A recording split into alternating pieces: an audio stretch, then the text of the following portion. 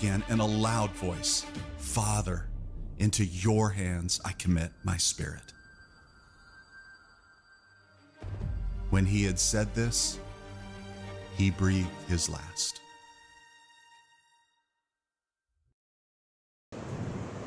இயேசு கிறிஸ்துவின் இறப்பு மனுக்குலத்துக்கு கிடைத்த ஒரு மகத்தான மீட்பு. యేసు క్రీస్తు చనిపోయింది ఈ లోకానికి దొరికిన ఒక పెద్ద గొప్ప మహిమే. ஹல்லேலூயா. ஹல்லேலூயா. இயேசுவின் மரணம் இல்லாமல் போயிருக்குமானால் இந்த உலகத்திலே மனுஷனுடைய வாழ்க்கையிலே மீட்பு என்பது கிடைத்திருக்க முடியாது. యేసు క్రీస్తున ఒక మరణం లేకుండా ఉంటే ఒక మనిషి జీవితంలో ఒక రక్షణ లేకుండా ఉండిపోయింది. ಯೇಸು ಸ್ವಾಮಿ ಈ ಲೋಕದಲ್ಲಿ ಮರಣವನ್ನು ರುಚಿ ನೋಡಿದ್ರಿಂದ యేసు క్రీస్తును ఈ లోకంలో ఉన్నప్పుడు ಆ ಮರಣದ ರುಚಿ చూసిನಿಂದ ಹಲ್ಲೇಲೂಯಾ ಮನುಷ್ಯನ ಮರಣದ ಕುರಿತಿರುವಂತಹ ಮರಣ ವೇದನೆ ಅವನಿಗೆ ಚೆನ್ನಾಗಿ ತಿಳಿದಿದೆ. ಆ ಮನುಷ್ಯನ ఒక ಮರಣ ವೇದನೆ ಎಲಾಂಟಿದనేసి యేసు క్రీస్తుకి బాగానే తెలుసుంది. ಹಲ್ಲೇಲೂಯಾ ಹಲ್ಲೇಲೂಯಾ ತೆಗೆದು ಓದಿರಿ ಒಂದು ಬೈಬಲ್ ವಚನ దేవుని వాక్యం తీసుకొని చదువుకుంటాము. యోహాను బರೆದ ಸುವಾರ್ತೆ యోహాను సువార్తలో 19ನೇ ಅಧ್ಯಾಯ 19వ అధ్యాయము 4ನೇ ವಚನ 4వ వాక్యము. பிலாத்து மறுபடியும் வெளியே வந்து, நான் இவனிடத்தில் ஒரு குற்றமும் காணேன் என்று நீங்கள் அறியும்படிக்கு இதோ உங்களிடத்தில் இவனை வெளியே கொண்டு வருகிறேன் என்றார். 14ನೇ ವಚನ ಓದಿ. 14వ వాక్యము. அந்த நாள் பஸ்காவுக்கு ஆயத்த நாளும் ஏறக்குறைய 6 மணி நேரமாயிருந்தது. அப்பொழுது அவன் யூதர்களை நோக்கி, இதோ உங்கள் ராஜா என்றார். அல்லேலூயா அல்லேலூயா. ಇನ್ನೊಂದು ವಚನ ಓದಿ ಹಾಗೆ. ఇంకొక వాక్యం చదువు. యోహాను బರೆದ ಸುವಾರ್ತೆ 19ರಲ್ಲಿ 17ನೇ ವಚನ ಓದಿ. అదే 19వ అధ్యాయంలో 17వ వాక్యము. அவன் தம்முடைய சிலுவையை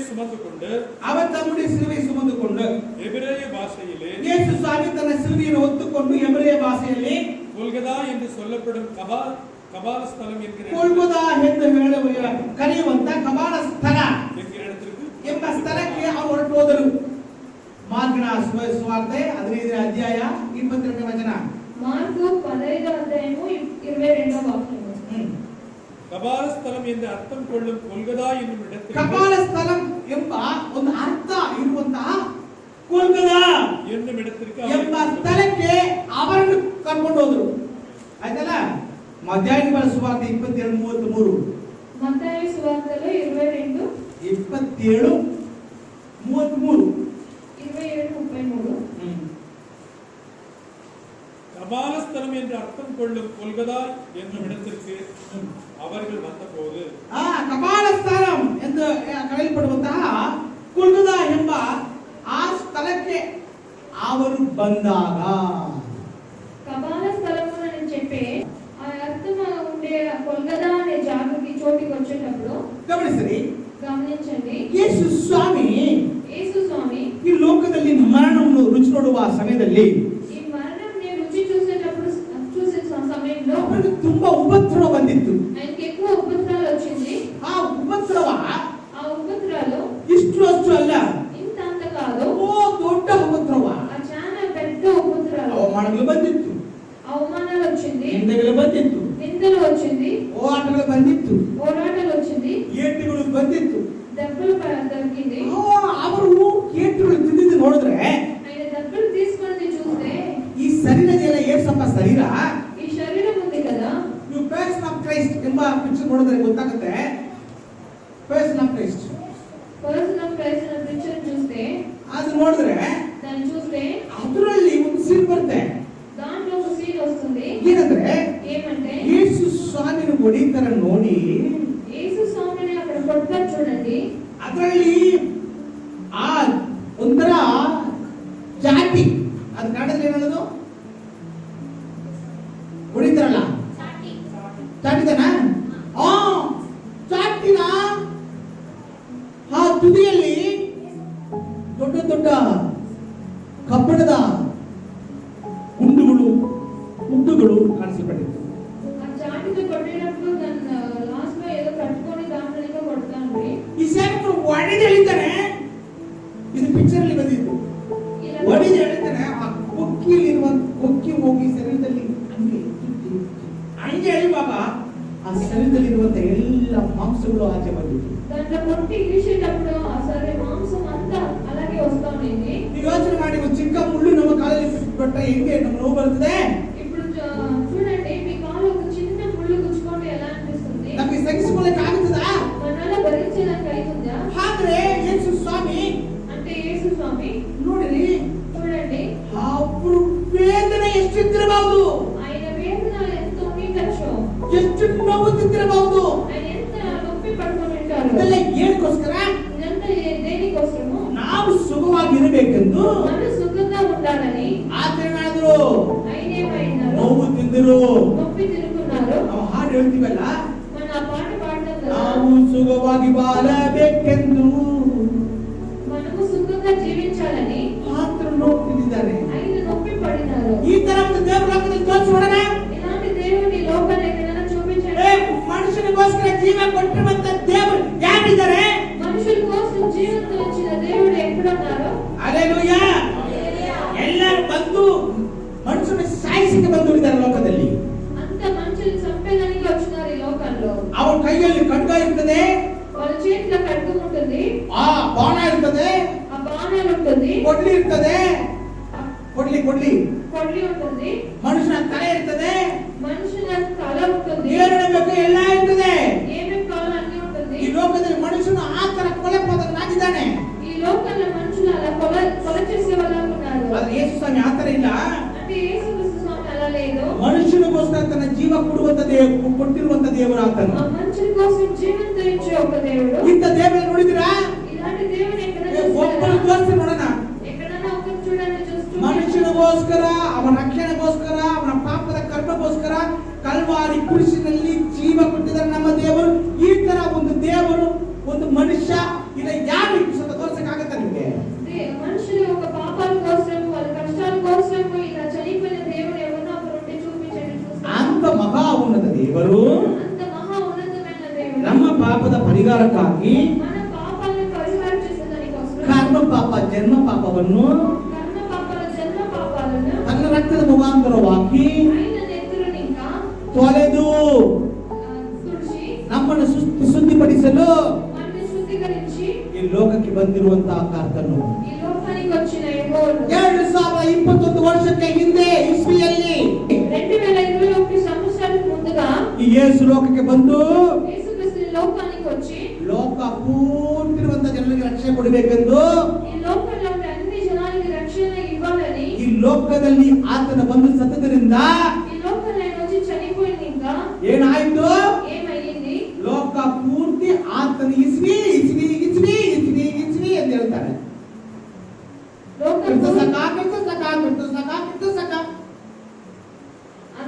ಹೇಳ್ತಾರೆ ಇಲ್ವಾ? ಇದು ಯಾರು ಓದಿಲ್ವಾ?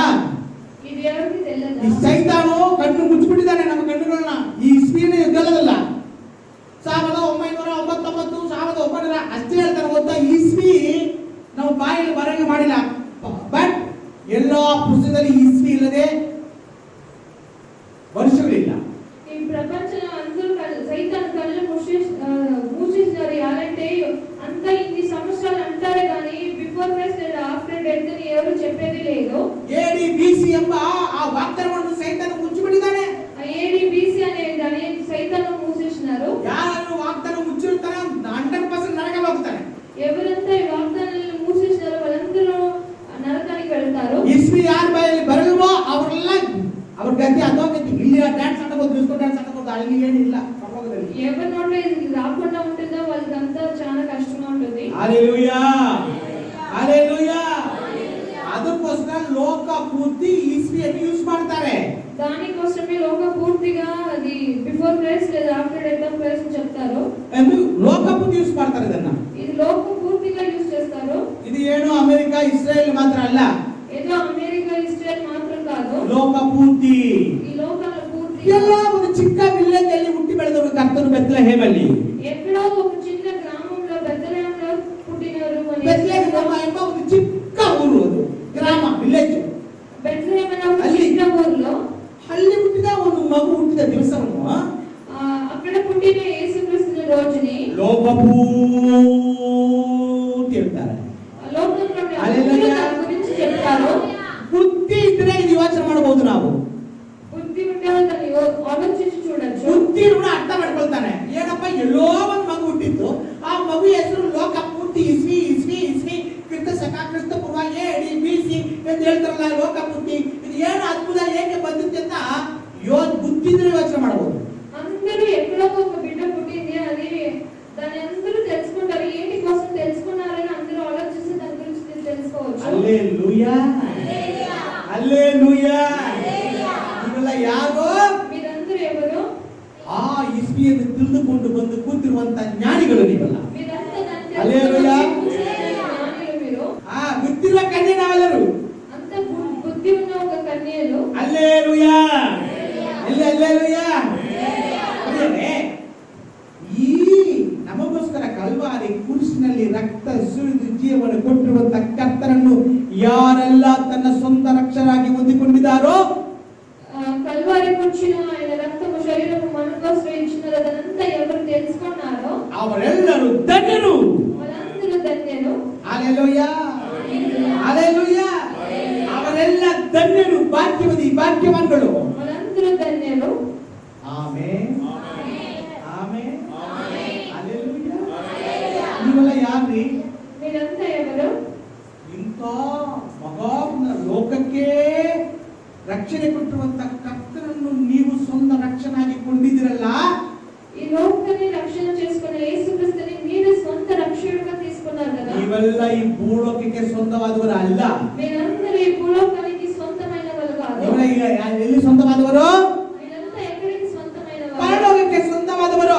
పరలోకానికి సొంతమైన వారు. ಸ್ವಲ್ಪ ದಿವಸ ಇಲ್ಲಿ ಬಾಡಿಗೆ ಮನೆಯಲ್ಲಿ ಇರೋಣ ಬಂದಿದ್ದೀವಿ. కొన్ని రోజులు మాత్రం ఇక్కడ బాడిగిలో ఉంటామని వచ్చినాము. ಈ ಲೋಕ ನಮಗೆ ಬಾಡಿಗೆ ಮನೆ. ఈ లోకము మనకి బాడిగిల్లు. ನಮ್ಗೆ ಸ್ವಂತ ಮನೆ ಇದಲ್ಲ. మనకి స్వంత ఇల్లు ఇది కాదు. ನಮ್ಮ ಸ್ವಂತ ಮನೆ ಪರಲೋಕ. మన స్వంత ఇల్లు పరలోకము. ಅಲ್ಲಿ ಹೋಗ್ಬೇಕಾದ್ರೆ అక్కడికి పోతే ಇಲ್ಲಿ ನಾವು ಹೆಂಗಿರ್ಬೇಕು? మనం ఇక్కడ ఎలా ఉండాలి? ಆತನನ್ನು ಸ್ವೀಕರಿಸಬೇಕು. ఆయన స్వీకరించాలి. ಆತನು ನಡೆದ ಆತನು ನಡಿಬೇಕು. ఆయన నడిచి వెళ్ళిన మార్గంలోనే మనము నడిచి వెళ్ళాలి. ಎಷ್ಟೇ ಹೋರಾಟ ಬಂದರೂ ಸರಿ, ఎంత పోరాటాలు వచ్చినా కూడా ನಾವು ಸಹಿಸಿಕೊಂಡು మనం దాన్ని భరించుకొని ದೇವರಿಗೋಸ್ಕರ ನಿಲ್ಲಬೇಕು. దేవుని కోసం నిలబడాలి. Hallelujah hallelujah. ನಿಲ್ಲಕ್ಕೆ ಸಾಧ್ಯವಾಗುತ್ತದಾ? ಇಲ್ಲಿ ಒಂದು ಹೇಳಲ್ಪಟ್ಟಿದೆ, ఇక్కడ ఒకటి చెప్పింది ಕಪಾಲ ಸ್ಥಳ. ಕಪಾಲ స్థలం అని. ಹೇಳ್ಬಿಟ್ರಲ್ಲ, ಕೊಲ್ಗದ ಎಂದು ಹೇಳುವಂತ, ಇಲ್ಲಂದ್ರೆ ಕೊಲ್ಗದ ಎಂದು ಅರ್ಥ ಕೊಳ್ಳುವಂತ ಕಪಾಲ ಸ್ಥಳ. కొల్గదా అని అర్థం చేసుకునే ఒక కపాల స్థలము. ಅದಕ್ಕೆ ಕಪಾಲ ಸ್ಥಳ ಅಂತ ಏಕೆ ಹೆಸರು ಬರಬೇಕು? దానికి ఏంటి కపాల స్థలం అని పేరు రావాలి? ಹಲ್ಲೆಲೂಯಾ. ಹೊಟ್ಟೆಗೆ ಹೊಟ್ಟೆ ಅಂತ ಹೇಳ್ತೀವಿ, కడుపుకి కడుపు అని చెప్తాము. ತಲೆಗೆ ತಲೆ ಅಂತ ಹೇಳ್ತೀವಿ. తలని తలని చెప్తాము. ಆ ತಲೆ ಒಳಗೆ ಇರುತ್ತಲ್ಲ ಎಲ್ಲೂ, ತಮಿಳಲ್ಲಿ ಮಂಡಗೋಡು ಅಂತ சொல்றாங்க. ಮಂಡಗೋಡು ಶುದ್ಧ ತಮಿಳಲ್ಲಿ ಕಪಾಲಂ. ಈ ಹೆಸರು ಚೇಂಜ್ ಆಗಿಲ್ಲ. ಕಪಾಲ ಎಂದ್ರೆ ಮಂಡಗೋಡು, ಕಪಾಲಂ அப்படின்னு சொன்னா ಮಂಡಗೋಡು. இந்த ಮಂಡಗೋಡುக்கு கடல்ல கிடமா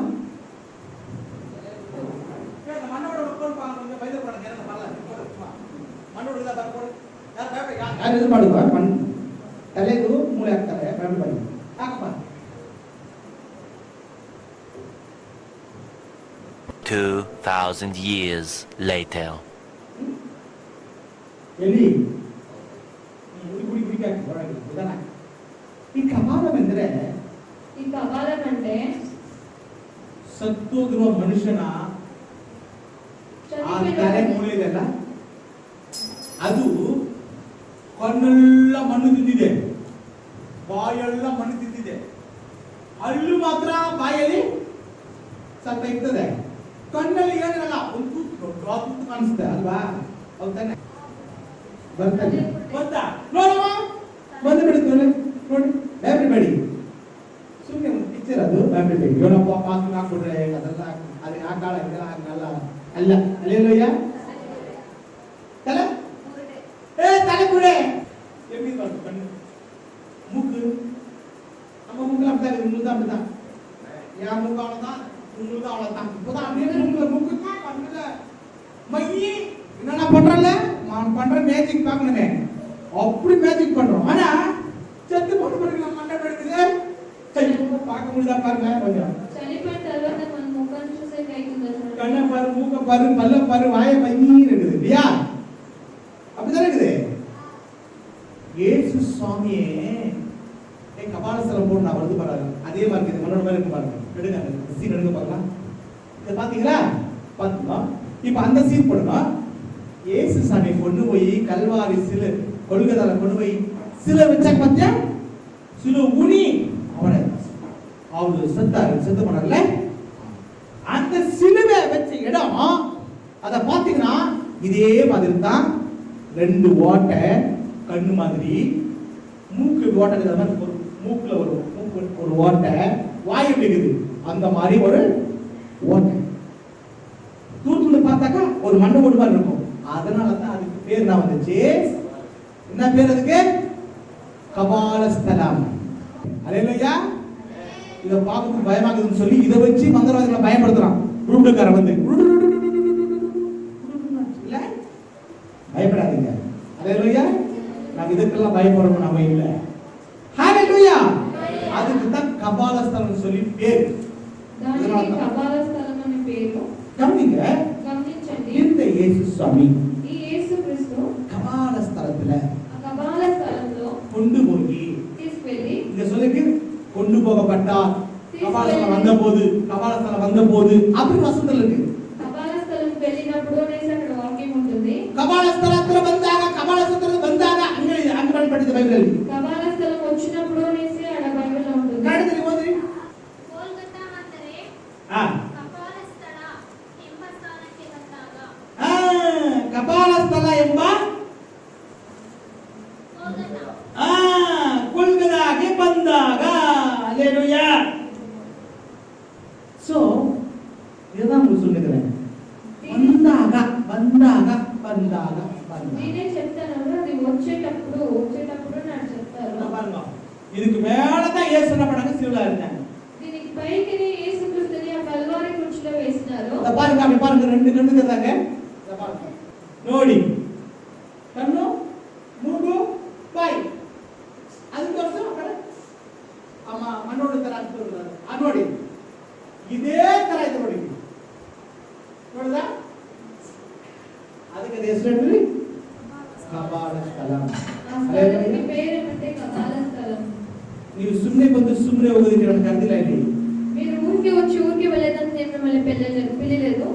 ಈ ಕಪಾಲಸ್ಥಳಂ ಎಂದು ಹೇಳುವಂತ ಜಾಗದಲ್ಲಿ ಯೇಸು ಸ್ವಾಮಿ, ఈ కపాల స్థలం అనే స్థలంలో యేసు స్వామిని, ಅದರಲ್ಲಿ ಒಂದು ಸೂಕ್ಷ್ಮ ವಿಷಯ ಇದೆ. ಅಲ್ಲಿ దాంట్లో ఒక సూక్ష్మమైన ఒక విషయం ఉంది. ಅದಕ್ಕೋಸ್ಕರ ಕಪಾಲಸ್ಥಳ ಎಂಬ ಹೆಸರು ಬಂದಿತ್ತು. దానికోసమే దానికి కపాల స్థలం అని పేరు వచ్చింది. ಅದೆಲ್ಲ అది ఉంది కదా, ఆ కపాల స్థలం ఉంది కదా, ಅದರ ಒಳಗೆ ಒಂದು ಏನಿದೆ? ಒಂದು ದೊಡ್ಡ ಸೊರಂಗ ಇದೆ. ಸೊರಂಗ, ఒక పెద్ద సొరంగం ఉంది. దాంట్లో ಗಡಿ ಅದರ ಒಳಗೆ ಯೇಸು ಸ್ವಾಮಿ ಹುಟ್ಟಕ್ಕೆ ಮುಂಚೆ ಒಡಂಬಡಿಕೆ ಪೆಟ್ಟಿ ಗೊತ್ತಾ ನಿಮಗೆ? ಒಡಂಬಡಿಕೆ ಪೆಟ್ಟಿಗೆ ಅದರಲ್ಲಿ ಮೋಸೆ ಕಾಲದಲ್ಲಿ ಆರಾಧನೆ ಮಾಡಿರುವಂತ ಒಂದು ಪೆಟ್ಟಿಗೆ, ಮಂಜೂಷ ಪೆಟ್ಟಿ. ಹಲ್ಲೆಲೂಯಾ. ಅದರೊಳಗೆ ಮೋಸೆ ಕೊಟ್ಟಿರುವಂತ 10 ಕಲ್ಪನೆ, ಆ ಒಂದು ಕಲ್ಲು, 2 ಹಳಗೆ ಕಲ್ಲುಗಳು, ಮತ್ತೆ ಹಾರೂನ ಕೈಯಲ್ಲಿ ಇರುವಂತಹ ಒಂದು ಕೋಲು, ಆಮೇಲೆ ಪರಲೋಕದ ಮನ್ನಾ, ಇವೆಲ್ಲದರಲ್ಲಿ ಇದೆ. ಅದು ಎಲ್ಲಿದೆ ಅಂದ್ರೆ ಜನ ಎಲ್ಲೆಲ್ಲೋ ಹುಡುಗಿ ನೋಡಿದ್ರೆ ಎಲ್ಲಿಲ್ಲ, ಕೊನೆ ನೋಡಿದ್ರೆ ಎಲ್ಲಿದೆ ಗೊತ್ತಾ? ಈ ಬೆಟ್ಟದ ಒಳಗೆ, ಈ ಮಂಡೆ ಒಳಗಲ್ಲ, ಅದರ ಕೆಳಗೆ ಒಳಗೆ. ಹಲ್ಲೆಲೂಯಾ. ಯೇಸು ಸ್ವಾಮಿ ಯಾವಾಗ ಕಲ್ವಾರಿ ಕುರಿಸಿನಲ್ಲಿ ಅವರು ಬಾರಿಸಲ್ಪಟ್ಟು ರಕ್ತ ಸುರಿಸಿದ್ರು, ಆವಾಗ ಆ ರಕ್ತ ಅಲ್ಲೇ ಸುರಿದು ಬಂದು ಯಾವುದು ಆ ಸಿಲುಬೆದಲ್ಲ, ಸಿಲುಬೆ ಮೂಡಿಸಿರುವಂತ ಅದರೊಳಗೆ ಹೋಗಿ ಚಿಕ್ಕ ತೂತು ಒಳಗೆ ಹೋಗಿ ಆ ಪೆಟ್ಟಿಗೆ ಮೇಲೆ ಆ ರಕ್ತ ಬಿದ್ದಿದೆ. హల్లెలూయా. ఆ మోషే కాలంలో దేవుడిచ్చే ఆజ్ఞలు ఆరోన్ పెట్టున్న ఒక కట్ట అదంతా ఒక పెట్టెలో వేసి దాని కింద లోపల ఉండింది. యేసుక్రీస్తుని ఎప్పుడు ఆ కల్వారి కుర్చీలో ఆ చోట్ల తీసుకెళ్లి పైకి నిలబెట్టి ఆయన చేసినారో అక్కడి నుంచి ఆయన రక్తము కిందికి వెళ్ళి ఆ పెట్ట మీద పడింది. ಈಗ ಇಸ್ರಾಯೇಲ್ ಜನರು ಏನು ಮಾಡಿದ್ದಾರೆ? ఇప్పుడు ఇశ్రాయేల్ జనాలు ఏం చేస్తున్నారు? ದೇವಾಲಯ ಕಟ್ಟಲಿಕ್ಕೆ ಸ್ಟಾರ್ಟ್ ಮಾಡಕ್ಕೆ ರೆಡಿ ಆಗಿದ್ದಾರೆ. దేవుని ఆలయంని కట్టేదానికి వాళ్ళు స్టార్ట్ చేస్తున్నారు. ಯಾವಾಗ ಕಟ್ಟಿದಾರೋ, ఎప్పుడు కట్టుతారో, ಅದು ಕಟ್ಟಿ ಆದಮೇಲೆ దాన్ని కట్టి అయిన తర్వాత ಇಲ್ಲಿರುವಂತ ಮಂಜೂಷ ಪಟ್ಟಿ ఇక్కడ ఉండే ఆ ఒక పెట్ట ತಗೊಂಡು ಹೋಗಿ ಅಲ್ಲಿ ಇಡ್ತಾರೆ. తీసుకువెళ్ళి అక్కడ పెడతారు. ಆವಾಗ అప్పుడు అంత్యక్రీస్తుడు ಬರ್ತಾನೆ. వస్తాడు. ಏನಕ್ಕೋಸ್ಕರ? దేనికోసము? ಅವನೇ ದೇವರು ಎಂದು ಬರ್ತಾನೆ. వాడే దేవుడు అనుకొని వస్తాడు. హల్లెలూయా. ప్రియ ದೇವರ ಮಕ್ಕಳೇ, ప్రియ దేవుడు పిల్లలు ಹುಷಾರಾಗಿರಬೇಕು, ಹುಷారుగా ఉండండి. హల్లెలూయా. ನೋಡಿ, ಈ ಕೆಳಗೆ ಇದನ್ನೇ ಮಂಜೂಷ ಪೆಟ್ಟಿ. అదే ఆ పెట్ట. ಇದೆಲ್ಲ ನಾನು ಹೇಳಿದಷ್ಟು ಸತ್ಯ. నేను చెప్పినంత సత్యము. హల్లెలూయా. ಅಷ್ಟನ್ನು ಕಂಡಿಡಿದು ಸೈಂಟಿಸ್ಟ್ಗಳು ಅಲ್ಲಿ ಹಾಕಿದ್ದಾರೆ. ಅದನ್ನ ನೀವು ನೋಡ್ತಾ ಇದ್ದೀರಾ. ఆ విజ్ఞానం అంతా కనపెట్టి దాన్ని వేసినారు. అలా అక్కడ మీరు చూస్తున్నారు దాన్ని. ಈ ಚಿಕ್ಕ ಕೂತಿನ ದಾರಿಯಲ್ಲಿ ಹೋಗಿ ఒక చిన్న దారిలో అది వెళ్ళి ಆ ಪೆಟ್ಟಿಗೆಯಲ್ಲಿ ಬಿದ್ದಿದೆ. ఆ పెట్ట మీద పడింది.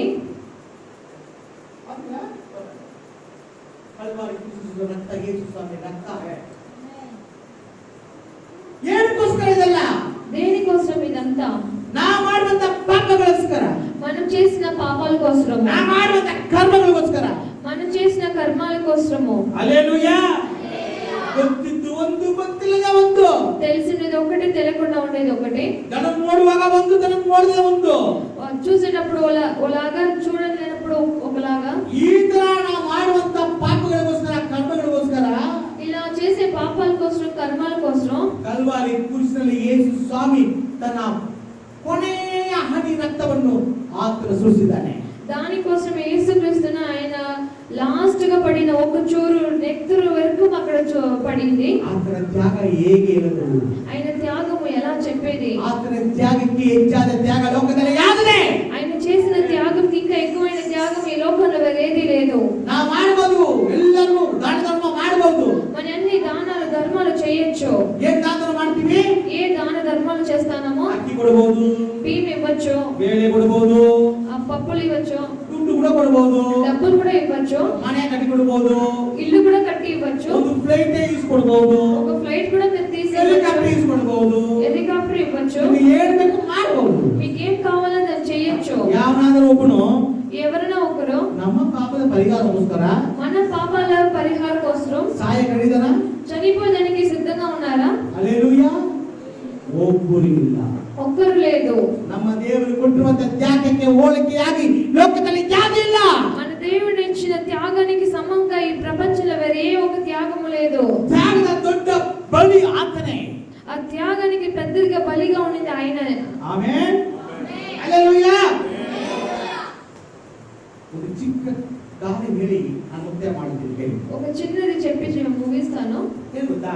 ఏం తెలిసినా, ದೊಡ್ಡ ವನಾಂತರ, ఒక పెద్ద అరణ్యము, ಆ ಅರಣ್ಯದಲ್ಲಿ ದೊಡ್ಡ ದೊಡ್ಡ ದೊಡ್ಡ ಮರಗಳು, ದೊಡ್ಡ ದೊಡ್ಡ ಗಿಡಗಳು, ಒಳ್ಳೆ ಹಣ್ಣು, ಒಳ್ಳೆ ಮೇವಿನ ಹುಲ್ಲುಗಳು ಎಲ್ಲ ಇದ್ದಿತ್ತು. అక్కడ పెద్ద పెద్ద మాన్లు, పెద్ద చెట్టులు, మళ్ళీ చాలా ఫలములంతా ఉండింది. ಒಂದು ಜಿಂಕಿನ ಫ್ಯಾಮಿಲಿ ಅಲ್ಲಿ ಜೀವನ ಮಾಡ್ತಾ ಇತ್ತು. ఒక జింక కుటుంబము అక్కడ జీవిస్తూ ఉండింది. ಹಲ್ಲೆಲೂಯಾ. ಹಾ, ವನದಲ್ಲಿ ಜೀವನ ಮಾಡುವಾಗ ఆ అరణ్యంలో జీవించేటప్పుడు ಒಂದು ಕಾಲ ಬಂದಿತ್ತು. ఒక కాలం వచ్చింది. ಈ ಮಳೆ ಕಾಲದಲ್ಲಿ ಚೆನ್ನಾಗಿ ಚಿಗುರು ಬಿಟ್ಟಿರುವಂತ ವನ ಈಗ ಟೋಟಲ್ ಡ್ರೈ ಆಯ್ತು. వర్షం పడే కాలంలో అది బాగా చిగురుచ్చి బాగుండింది. ఇప్పుడు ఫుల్ బరిగా ఇది వాడిపోయింది. ಪ್ರಿಯರೇ, ಇದಕ್ಕಿಂತ ಹೆಚ್ಚಾದ ಒಂದು ಬರಕಾಲ ಬಂದಿತ್ತು. దీనికి ఇంకా ఎక్కువ బలమైన కాలం వచ్చింది. ಎಲ್ಲ ಮರಗಳು ಒಣಗೋಗಿತ್ತು, అన్ని మాన్లు డ్రై అయిపోయింది, ಎಲ್ಲ ಹುಲ್ಲುಗಳು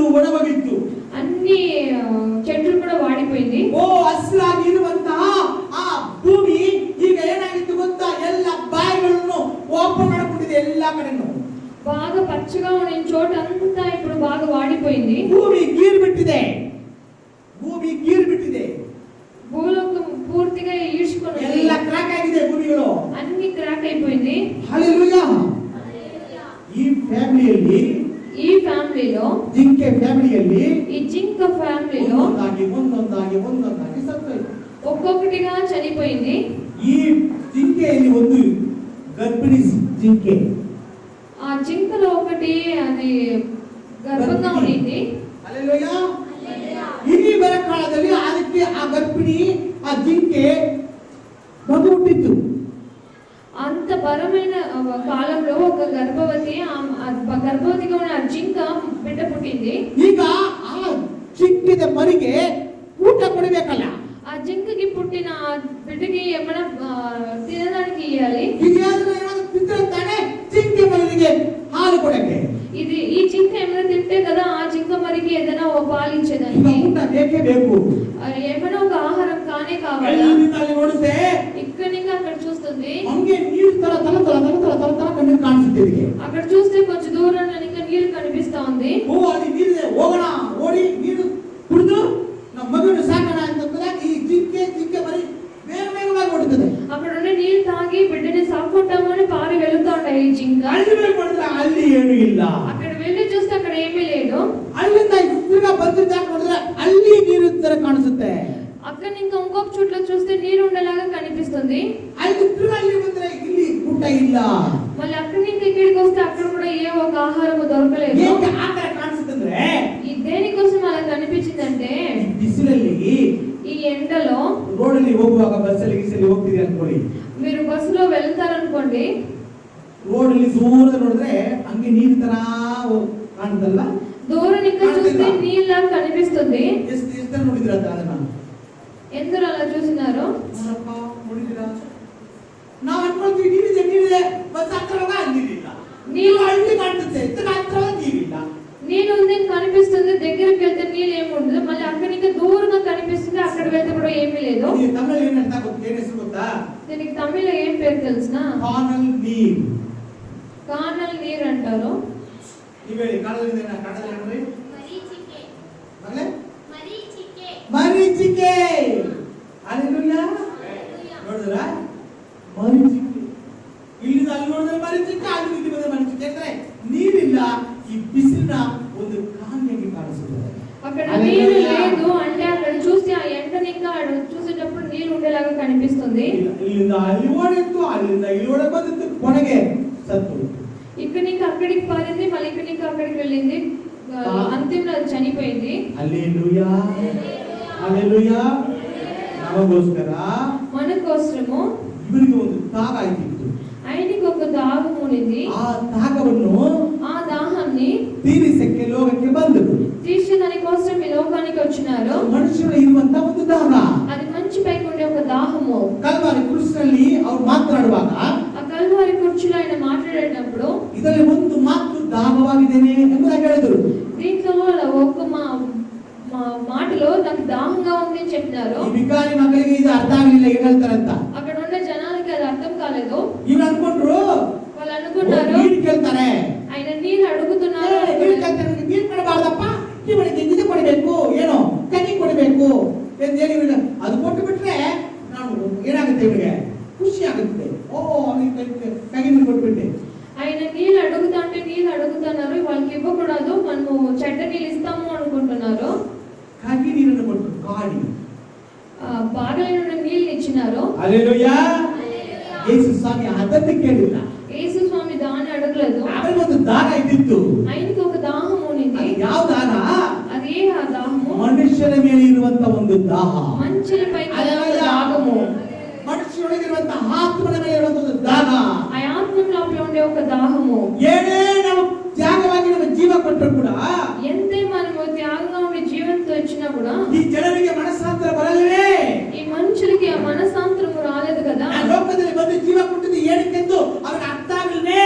నేను ఈ లోకానికి వచ్చి ఏంటి కోసం జీవనం ఇచ్చినానని వాళ్ళకి అర్థం అవ్వలేదే. ನಮ್ಮ ವಿರುದ್ಧವಾಗಿ ಮಾತಾಡ್ತಾರಲ್ವೇ, ఇంకా కూడా మనకి విరుద్ధంగానే వాళ్ళు మాట్లాడుతున్నారు కదా. ನಾನು ಜೀವ ಕೊಟ್ಟಿದ್ದೀನಿ, నేను వాళ్ళ కోసం జీవనం ఇచ్చినాను, ಆದ್ರೆ ಅವರು ನನಗೆ ಕೈಯನ್ನು ಕೊಡ್ತಾರಲ್ವೇ. అంటే వాళ్ళు నాకు చెడ్డదే ఇస్తున్నారు కదా. ನನ್ನ ದಾಹ ಏನು?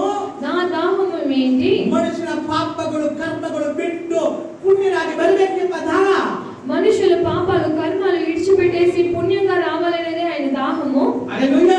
హల్లెలూయా. ನಾವೇನ್ ಮಾಡ್ತಿದ್ದೀವಿ? మనం ఏం చేస్తున్నాము? ಇನ್ನು ಪಾಪದಲ್ಲಿದ್ದೀವಾ? ఇంకా కూడా పాపాల్లో ఉన్నామా? ನೀವು ನಿಜವಾಗಿ ಹೇಳ್ತೀನಿ, మీకు నిజంగా చెప్తున్నాను, ಎಷ್ಟು ಜನರಿಗೆ ಇನ್ನೂ ಕೂಡ ಪಾಪದಲ್ಲಿದ್ದೀರಾ? ఇంకా ఎంత మంది పాపాలనే ఉన్నారు? ಯೇಸು ಸ್ವಾಮಿಗೆ ಒಂದು ದಾಹ ಇದೆ. యేసు స్వామికి ఒక దాహం ఉంది. ಆತನ ಲೋಕದಲ್ಲಿ ದೊಡ್ಡ ಆತ್ಮ ಮಹಾತ್ಮ ಆತನೇ. లోకంలో ఒక పెద్ద మహాత్మను ఆయనే. ಆತ್ಮಗಳೆಲ್ಲ ದೊಡ್ಡ ಆತ್ಮ ಯೇಸು ಸ್ವಾಮಿ ದೇವರು, ಅವನೇ ಮಹಾತ್ಮ. అన్ని ఆత్మలకి ఇంకా పెద్ద ఆత్మ అది యేసుక్రీస్తుನ ఆత్మ. ಮಣ್ಣಾಗಿರುವಂತ ನಿನಗೆ ಆತ್ಮ ನಾಸಿಯಲ್ಲಿರುವಂತ ಶ್ವಾಸವನ್ನು ಆ ಜೀವನ ಆತ್ಮವನ್ನು ನಿಮಗೆ ಕೊಟ್ಟಿದ್ದರಿಂದ ನೀವು ಜೀವಾತ್ಮ ಆಗಿದೆಯಾ? మంటిగా ఉన్న మీకే ఆయన శ్వాసం ఇచ్చిన వల్ల మీరు జీవాత్మగా ఉన్నారు. హల్లెలూయా. ఆ మహాత్మ త్యాగవాద మహాత్మ, మహా ఆత్మగా ఉండేది, చాలా త్యాగంగా ఉండే ఒక ఆత్మ. నిమಗೋಸ್ಕರ ಜೀವ ಕೊಟ್ಟಿರುವಂತ ಮಹಾತ್ಮ, మీకోసం జీవనం ఇచ్చిన ఒక మహాత్మ. ಎಷ್ಟು ಜನರು ಇದನ್ನು ವಿಶ್ವಾಸ ಮಾಡುತ್ತಾರೆ? ఎంత మంది దీన్ని విశ్వాసిస్తారు? ನಿಮಗೆ ಯೇಸು ಆತ್ಮ ಆತನ ನಿಮಗೋಸ್ಕರ ತ್ಯಾಗವಾದನಲ್ಲ, మీకోసం ఆయన ఆత్మని త్యాగంగా ఇచ్చినారు కదా, ನಿಮಗೋಸ್ಕರ ರಕ್ತ ಸುರಿದನಲ್ಲ, మీకోసం ఆయన రక్తం ఇచ్చినారు కదా, ನಿಮಗೋಸ್ಕರ ಸತ್ತನಲ್ಲ, మీకోసం ఆయన చనిపోయినారు కదా, ತನ್ನ ಜೀವನ ನಿಮಗೆ ಕೊಟ್ಟಿದ್ದಾರಲ್ವೇ, ఆయన జీవనం మీకోసం ఇచ్చినారు కదా, ಆತನಿಗೋಸ್ಕರ ನೀವೇನು ಮಾಡಲಿಕ್ಕೆ ಸಾಧ್ಯವಾಗಿದ್ದೀರಾ? ఆయన కోసం మీరేమేమి చేసేదానికి సిద్ధంగా ఉన్నారు? ಏನು ಕೊಡ್ತೀರಿ? ఏమి ఇస్తారు? ಹೇಳಿ. చెప్పండి, ನೀವೇ ಹೇಳಿ. మీరే చెప్పండి. ಏನೋ ಬಂದಿವಿ, ఏమో వచ్చినాము, ಏನೋ ಪಾಸ್ಟ್ ಹೇಳಿದ್ರು, ఏదో పాస్ట్ చెప్పినారు, ನಾವು ಕೇಳ್ಕೊಂಡ್ವಿ, మేము విన్నాము. ಮನೆಯಲ್ಲಿ ಊಟ ರೆಡಿ ಇದೆ, ఇప్పుడు ఇంటిలో ఆహారం సిద్ధంగా ఉంది. ಹೋಗಿ ಚೆನ್ನಾಗಿ ಸ್ವಲ್ಪ ಖಾರ ಉಪ್ಪು ಇಲ್ಲದೋದ್ರೆ ಸ್ವಲ್ಪ ಇನ್ನೂ ಸ್ವಲ್ಪ ಖಾರ ಉಪ್ಪು ಹಾಕಿ ರುಚಿಯಾಗಿ ತಿಂದುಬಿಟ್ಟು, ఉప్పు ఏదైనా తక్కువ ఉంటే వేసుకొని ఇంకా రుచిగా తినేసి ಚೆನ್ನಾಗಿ ಮಣ್ಕೊಂಡು బాగా పనుకొని ನಿದ್ದೆ ಮಾಡಿ అలా నిద్రపోతాం. ಬೆಳಗ್ಗೆ ಎದ್ದು పొద్దున లేసి ರಾತ್ರಿ ಮಿಕ್ಕಿದೆಲ್ಲ ತಿರ್ಗಾ ತಿಂದು రాత్రి మిగిలిపోయినంత మళ్ళీ తిని ತಿರ್ಗಾ ತಿನ್ನೋದು ಹೋಗೋದು ಬರೋದು, ತಿನ್ನೋದು ಹೋಗೋದು ಬರೋದು, ಕೆಲಸ ಮಾಡೋದು, ಇಷ್ಟೇ ರೂಢಿ ಆಗ್ಬಿಟ್ಟಿದೆ ನಮಗೆ. తినేది వెళ్ళేది మళ్ళీ పని చేసేది, ఇదే మనకి అభ్యాసం అయిపోయింది. ಸ್ವಲ್ಪ ಯೋಚನೆ ಮಾಡಿ, కొంచెం ఆలోచించండి. ನಮ್ಮ ಮೇಲಿಗೆ ಸ್ವಲ್ಪ ಯೋಚನೆ ಮಾಡಕ್ಕೆ ಸಮಯ ಕೊಡಿ. మనం ఎదురు కూడా ఆలోచించడానికి కొంచెం సమయం ಆತ ఇవ్వండి. ನಿಮಗೋಸ್ಕರ ಜೀವ ಕೊಟ್ಟಿದ್ದಾರಲ್ವೇ, ఆయన మీకోసం జీవితం ఇచ్చినారు కదా, ಅವರಿಗೋಸ್ಕರ ನೀವು ಏನ್ ಮಾಡ್ಲಿಕ್ಕೆ ಇದ್ದೀರಿ? ఆయన కోసం మీరు ఏం చేసేదానికి ఉన్నారు? ಹಲೋ, ಏನ್ ಮಾಡ್ತೀರಪ್ಪ? యా? ಯೇಸು ಸ್ವಾಮಿಗೆ ಆತ್ಮ ಬೇಕು, ಹಲ್ಲೆಲೂಯಾ. యేసు స్వామికి ఆత్మమే కావాల్సి ఉంది. ಹಲ್ಲೆಲೂಯಾ. ನಿಮ್ಮ ಮೇಲೆ ಆತನಿಗೆ ದಾಹ, మీ మీద ఆయనకి దాహము. ಅವರಿಗೋಸ್ಕರ ಏನ್ ಮಾಡ್ಲಿಕ್ಕೆ ಸಾಧ್ಯವಾಗಿದ್ದೀರಾ? ఆయన కోసం ఏం చేసేదానికి మీరు సిద్ధంగా ಆತ ఉన్నారు? ನಿಮಗೆ ಜೀವ ಕೊಟ್ಟಿದ್ದಾರಲ್ವೇ, ఆయన మీకోసం జీవితం ఇచ్చినారు కదా, ನಾವು ರೆಡಿದ್ದೀವಾ? మనం సిద్ధంగా ఉన్నామా? ರೆಡಿದ್ದೀವಾ ಇಲ್ಲ? రెడీగా ఉన్నామా లేదా? ಯಾರಾದ್ರೂ ಒಬ್ಬರ ಮುಂದೆ ನಿಂತುಕೊಂಡು ಬಂದ್ಬಿಡಿ ಕುಳಿತುಕೊಂಡಿದ್ದೀರಾ? ಮಾಡ್ಬಿಡ್ತೀರಿ ಈಗ ಅಂತ ಹೇಳಿದ್ರೆ ನೈಸಾಗಿ ಅಲ್ಲಿ ಹೋದ್ರೆ ಅವನಿದ್ದಾನೆ, ಇಲ್ಲಿ ಹೋಗ್ಬಿಡ್ತೀರ ಎಲ್ಲರೂ ಒಬ್ಬೊಬ್ಬರಾಗಿ. ఎవరైనా వచ్చి చర్చిలో వచ్చి కూర్చున్నావా, నేను ఏమైనా చేసేస్తానంటే ఎదురుగా నిలుస్తారా లేదా అలాగే వెళ్ళిపోతారా? ಎಸ್ಕೇಪ್ ಆಗ್ಬಿಡ್ತೀರ? లేదా ఎస్కేప్ అయిపోతారా? ದೇವರಿಗೋಸ್ಕರ, ಹಲ್ಲೆಲೂಯಾ, దేవుని కోసం ತನ್ನ ಜೀವವನ್ನು ಕೊಡಕ್ಕೆ ಯಾರು ಹಿಡಿದಿರೋ వాళ్ళ జీవితాన్ని ఇచ్చేదానికి ఎవరు సిద్ధంగా ఉన్నారో ಅವರಿಗೆ ಇದು ನಿಜವಂತ వాళ్ళకి ఇది నిజమైన గుడ్ ఫ్రైడే. ಏನ್ ಫ್ರೈಡೆ? ఏం ఫ్రైడే? ಅವರಿಗೆ ಒಳ್ಳೆ ಫ್ರೈಡೆ. వాళ్ళకి మంచి శుక్రవారము. ಯಾರೆಲ್ಲ ಆತರ ಇಲ್ವೋ, ಜೀವಕ್ಕೆ ಭಯಪಟ್ಟು ఎవరంతా జీవితాని కోసం భయపడుకొని ದೇವರನ್ನು ಬಿಟ್ಟು దేవుని వదిలిపెట్టేసి ಯಾರೆಲ್ಲ ಓಡೋಗ್ತೀರೋ ఎవరంతా పారి వెళ్తారో ನಿಮ್ಗೆ ಗುಡ್ ಫ್ರೈಡೆ ಅಲ್ಲ, మీకందరూ గుడ్ ఫ్రైడే కాదు, ತುಂಬಾ ಬ್ಯಾಡ್ ಫ್ರೈಡೆ. చాలా చెడ్డ శుక్రవారము. ಹಲ್ಲೆಲೂಯಾ. ಈಗ ಹೇಳಿ, ಎಷ್ಟು ಜನಕ್ಕೆ ಗುಡ್ ಫ್ರೈಡೆ? ఎందరికి ఈ రోజు గుడ్ ఫ్రైడే? ಎಷ್ಟು ಜನಕ್ಕೆ ಬ್ಯಾಡ್ ಫ್ರೈಡೆ? ఎందరికి ఈ రోజు బ్యాడ్ ఫ్రైడే? ಒಂದು ಸೆಕೆಂಡ್ ಹಾಗೆ ಯೋಚನೆ ಮಾಡಿ, ఒక్క క్షణము అలాగే ఆలోచించండి. ಯೇಸು ಸ್ವಾಮಿಗೋಸ್ಕರ ನಿಲ್ಲಕ್ಕೆ ಧೈರ್ಯ ಇದೆಯಾ? యేసు స్వామి కోసం నిలబడేదానికి మీకు ధైర్యంగా ఉన్నారా? ಧೈರ್ಯ ಮಾತ್ರ. ధైర్యంగా ఉండేవాళ్ళు మాత్రం ನಿಮಗೆ ಗುಡ್ ಫ್ರೈಡೆ మీకు అందరికి మంచి ಅದು శుక్రవారం. ಮಾತ್ರ ಹೇಳಿ. వాళ్ళు మాత్రం అలేలే చెప్పండి. ನಿಜವಾಗ್ಲೂ ಗಣಪ ನಿಂತು ಬಂದಿದ್ದಾನೆ, ಅವನು ಯಾರು ಬಂದ್ಬಿಟ್ಟಿದ್ದಾನೆ?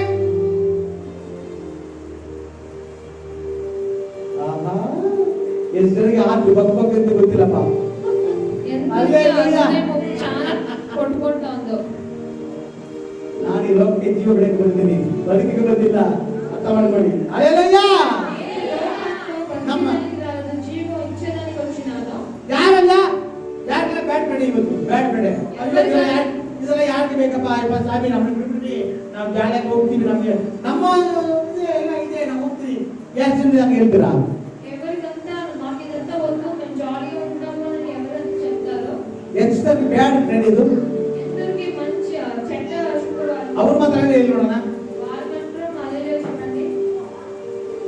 హల్లెలూయా హల్లెలూయా గ్లోరీ గ్లోరీ గ్లోరీ.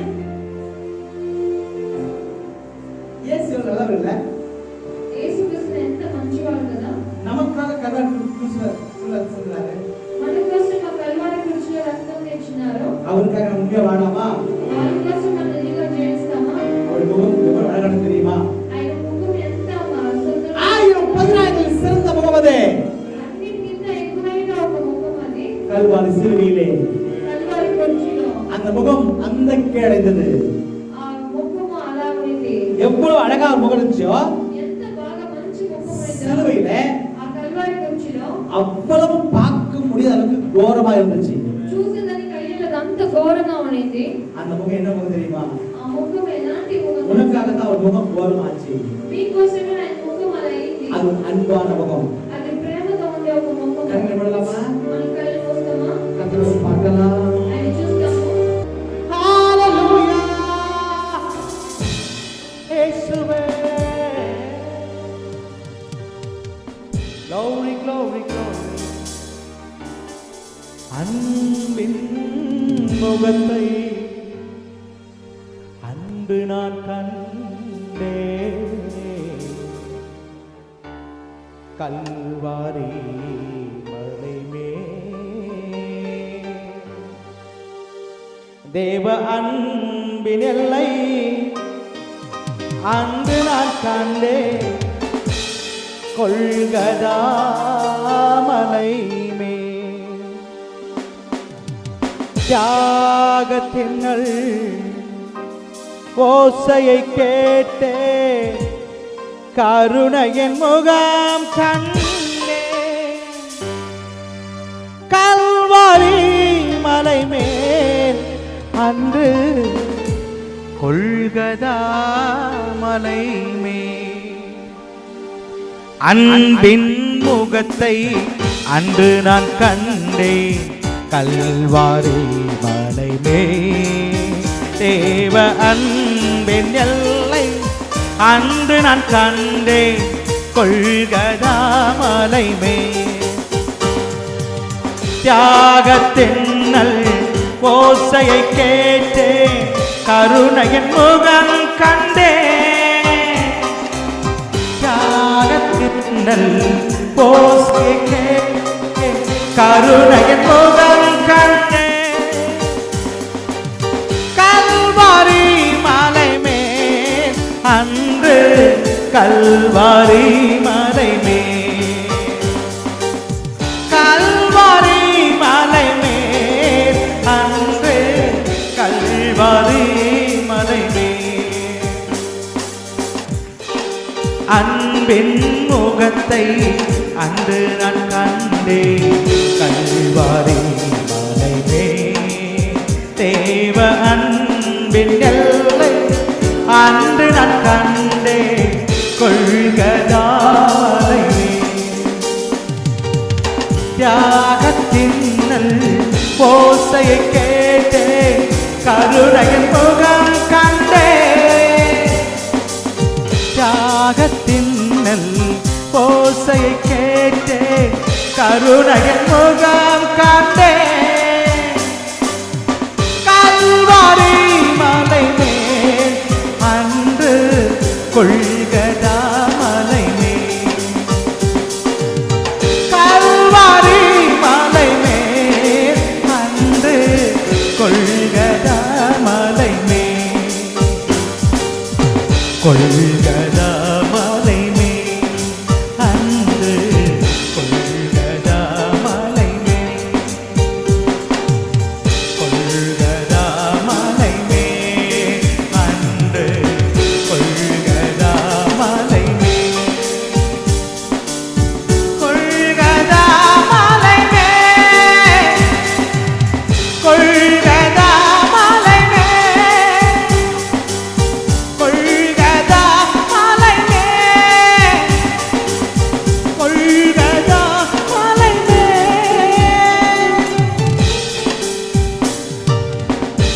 நமக்காக கல்வாரி சிலுவிலே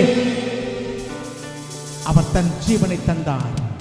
ನಮಗೋಸ್ಕರ ಕಲ್ವಾರಿ ಕುರಿಸಿನಲ್ಲಿ ತಮ್ಮ ಜೀವವನ್ನು ಆತನು ಕೊಟ್ಟಿದ್ದಾನೆ. మనకు అవసరం కల్వారి కుర్చీలో ఆయన జీవితం ఇచ్చినారు. ನಾವು ತೀರ್ಮಾನ ಮಾಡೋಣ. మన నిర్ధారణ తీసుకుంటాము. ದೇವರೇ, దేవుడా, ನನ್ನನ್ನು ಅರ್ಪಿಸುತ್ತೇನೆ, నన్ను అప్పగిస్తున్నాను, ನನ್ನನ್ನೇ ಅರ್ಪಿಸುತ್ತೇನೆ. నేను మిమ్మల్ని అప్పగిస్తున్నాను. ನಿಮಗೋಸ್ಕರ ನಾನು ಬಾಳುವೆನು, మీకోసం నేను జీవిస్తాను, ನಿಮಗೋಸ್ಕರ ಬದುಕುವೆನು. మీకోసమే నేను జీవిస్తాను. ನೀವೇ ನನ್ನ ಜೀವ, మీరే నా జీవితము, ನೀವೇ ನನ್ನ ಉಸಿರು, మీరే నా ప్రాణము, ನೀವೇ ನನಗೆ ಸಾಕು ದೇವರೇ. మీరే నాకు చాలు. ನನ್ನ ಪಾಪದಗೋಸ್ಕರ నా పాపం కోసం ಪರಿಹಾರವಾಗಿ మీరు పరిహారంగా ಕಲ್ವಾರಿ ಕುರಿಸಿನಲ್ಲಿ ನೀವು ಜೀವವನ್ನು ಕೊಟ್ಟಿದ್ದೀರಿ. కల్వారి కుర్చీలో మీ జీవితం ఇచ్చినారు. ನಿಮಗೆ ಸ್ತೋತ್ರವನ್ನು ಸಲ್ಲಿಸುತ್ತೇನೆ. మీకు స్తోత్రాలను చెల్లిస్తున్నాము. ಆಶೀರ್ವದಿಸು, ఆశీర్వదించండి, ನನ್ನನ್ನು ಆಶೀರ್ವದಿಸು ತಂದೆಯೇ. మమ్మల్ని ఆశీర్వదించండి. ಎಲ್ಲರೂ ಕೇಳಿರಿ, ಆಶೀರ್ವದಿಸು, అందరూ అడగండి, ఆశీర్వదించండి, ಆಶೀರ್ವದಿಸು ತಂದೆಯೇ. ఆశీర్వదించండి తండ్రి. ಹಾಲೆಲ್ಲೂಯಾ. ಯೇಸು ಮೂಲಕ ಬೇಡುತ್ತೇನೆ ಪವಿತ್ರನಾದ ತಂದೆಯೇ. యేసు నామములో అడుగుతున్నాను తండ్రి. ಆಮೆನ್. ಎಲ್ಲ ಹೇಳೋಣ. ನನ್ನ ಮನವಿ ಯೆಹೋವನು ಕೊಂಡಾಡು, ನನ್ನ ಸರ್ವೆಂದಿಗಳ ಆತನ ನಾಮವನ್ನು ಕೀರ್ತಿಸರಿ. ನನ್ನ ಮನವಿ ಯೆಹೋವನು ಕೊಂಡಾಡು, ಕರ್ತನು ಮಾಡಿದ ಉಪಕಾರವನ್ನು ಮರೆಯಬೇಡ. ನಮ್ಮ ಕರ್ತನಾದ ಯೇಸು ಕ್ರಿಸ್ತನ ಕೃಪೆಯು, ತಂದೆಯಾದ ದೇವರ ಪ್ರೀತಿಯು, ಪವಿತ್ರಾತ್ಮನ ಅನುಗ್ರಹವು, ಆಶೀರ್ವಾದವು, ಸಮಾಧಾನವು, ಸವಗಾಸವು ಎಂದೆಂದಿಗೂ ನಮ್ಮ ಎಲ್ಲರ ಜೊತೆಗೆ ಇರಲಿ. Amen, amen, hallelujah. ಕರ್ತನ ನಾಮಕ್ಕೆ ಮಹಿಮೆ ಉಂಟಾಗಲಿ. ಹಾಲೆಲೂಯಾ. ಕರ್ತನನ್ನು ಆಶೀರ್ವದಿಸಿ ನಿಮ್ಮನ್ನು ನಡೆಸಲಿ. God bless you. God with you all. Amen.